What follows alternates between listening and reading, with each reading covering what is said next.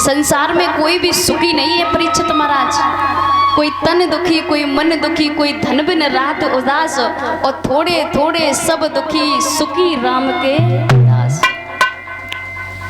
हर इंसान दुखी है। किसी के घर में दौलत है लेकिन दौलत को नितरने वाला कोई नहीं है, और किसी के घर में इंसान है लेकिन दौलत नहीं है, खाने को भोजन नहीं है। कोई शरीर से दुखी है, घर में पैसा बहुत है, बहुत ज़्यादा, लेकिन किसी को शुगर की बीमारी हो गई, मीठा नहीं खा सकते। किसी को कुछ बीमारी हो गई।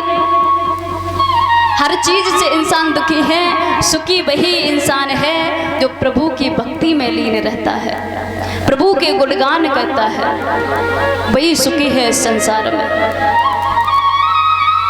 इसलिए कहना है कि बेटियों को संस्कार दो, और बेटी हमेशा सुंदर बड़ ढूंढ के करिए जो संस्कारी लड़का हो। यदि आपका दामाद मदिरा पान करने वाला मिल जाए दादा, आप अपनी बेटी की शादी 10 लाख रुपए में करो और वो दामाद अच्छा ना मिले, उसके बाद में आपके दिल पर क्या बीतेगी? क्योंकि ये बेटियां होती है ना, पिता के कलेजे का टुकड़ा होती है। सबसे ज़्यादा बेटियां पिता को प्यारी होती है। एक पिता अपनी बेटी की शादी करता है तो इधर उधर से कर्जा लेके उस बेटी की शादी अच्छे घर में करेगा। उसके बाद भी उस बेटी को कष्ट दिए जाए, वो बेटी अपने ससुराल में दुखी रहे, तो उस पिता के दिल पर क्या गुजरेगी? इसलिए कहना कि हमेशा अपनी बेटी का विवाह सोच समझ के करिए। अच्छा परिवार होना चाहिए, संस्कारी लोग होने चाहिए। बेशक धन कम हो, कभी दौलत के पीछे बेटी की शादी मत करना। मैंने देखा है, बेटी है 20 साल की, लड़का ढूंढ दिया 40 साल का। साथ में जाते हैं तो ऐसा लग रहा है मानो इनका पिता जा रहा है साथ में, ये नहीं लगता कि ये इनका पति है। इसलिए कभी भी ऐसा मत करें। सुंदर वर ढूंढो बेटी के लिए। आज इधर रुक्मिणी की माँ ने विचार किया कि मेरी रुक्मिणी शादी के योग्य हो चुकी है, अब हमें अपनी रुक्मिणी के हाथ पीले कर देने चाहिए। दासी को बुलाया, जवाब दिया, बहना जा जाकर के मेरे महाराज को दरबार से बुला ला। आज दासी चली है, जाकर के महाराज भीष्म को बुला करके लाई है। रानी बड़े सम्मान से बिठाया और जवाब दियो है, महाराज मेरी रुक्मिणी शादी के योग्य हो चुकी है, कोई सुंदर सा वर ढूंढ के हमारी बेटी के हाथ पीले कर दो।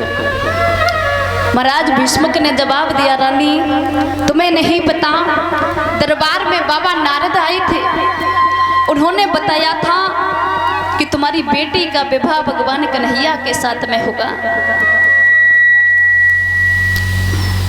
आज महाराज भीष्मक वहां से चले, दरबार में पहुंचे, मन में विचार किया है कि मैं अपनी बेटी की शादी के बारे में अपने बड़े बेटा रुकुम से पूछ लूं।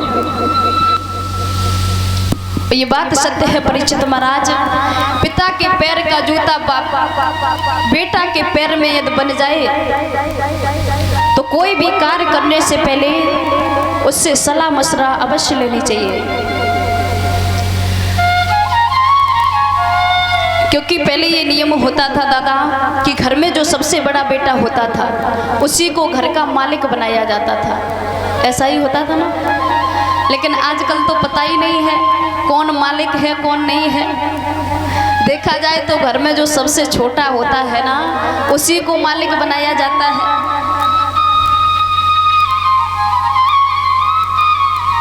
आज इधर महाराज भीष्मक ने अपने बड़े बेटा रुकुम को बुलाया और जवाब दिया है, बेटा तुम्हारी बहन रुक्मिणी शादी के योग्य हो चुकी है, कोई सुंदर सा वर ढूंढ के अपनी बहन की शादी कर दो।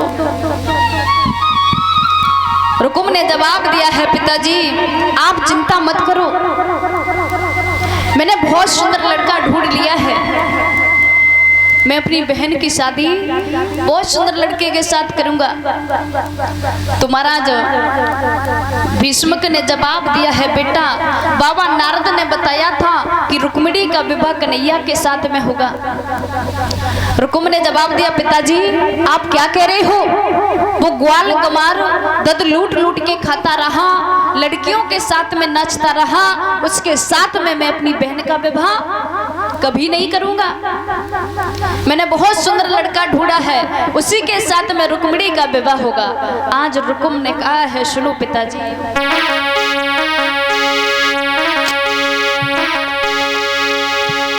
और सुने बाबुल के बैन रे रुका समझावे,